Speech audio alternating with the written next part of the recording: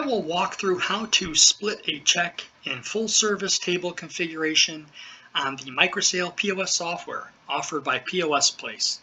Our contact information can be located on our YouTube channel or our website, posplace.pro. That's .pro.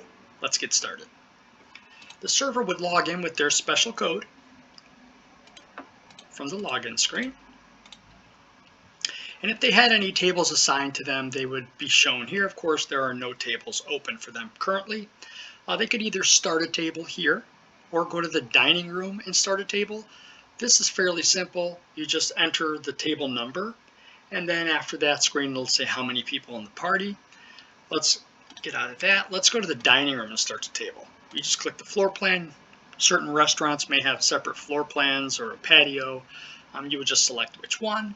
In this example, this is the dining room. Let's grab table 13, click that once. How many people in the party? You would click 3, and then you'd start with the order.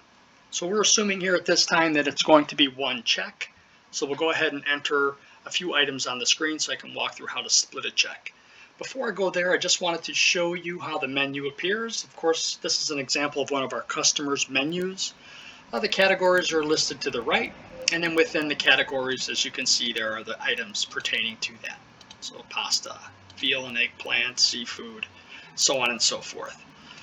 And these function keys all have uses, and there are videos in the playlist that can walk through how those are used.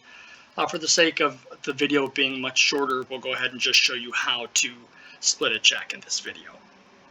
Okay, so we'll go ahead and just ring up a few items just to walk through how this process works. I rang up 3 items.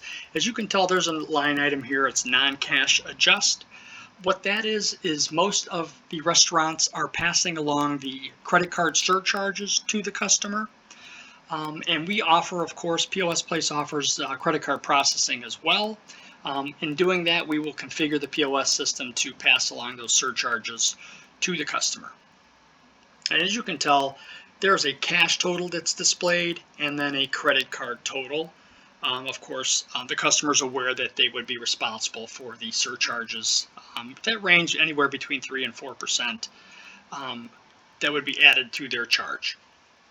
Okay, so once we click done on this order, of course, that goes to the kitchen, and the cooks would get that order ready.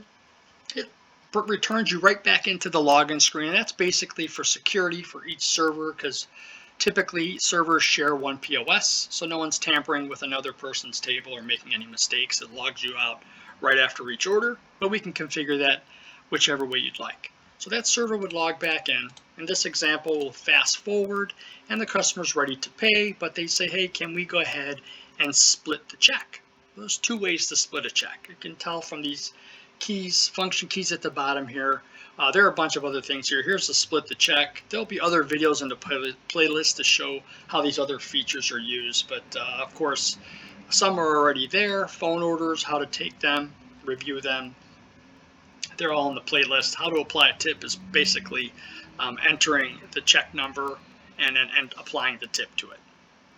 Let's go ahead and split the check 2 ways. How do you do that? So select split check. Of course, you would select the check, right? You may have 5, 6 checks here if you're a server with multiple tables, but in this example, we only have 1. So we select that 1 check. Now you can do an even split, right? That would be to take the total of the check and divide the total amount by 3, and it would do that. Or you can split item, which would mean, okay, the customers would rather pay for what they consumed, and you would go ahead and just split item there. So even splits basic, it'll take the items and then do a percentage, so it's 1/3 of the total for each person, and then they would all receive separate checks. I won't walk through that. It's very quick and simple, but the split item, it's not confusing, but it's a little more entailed. So you click split item.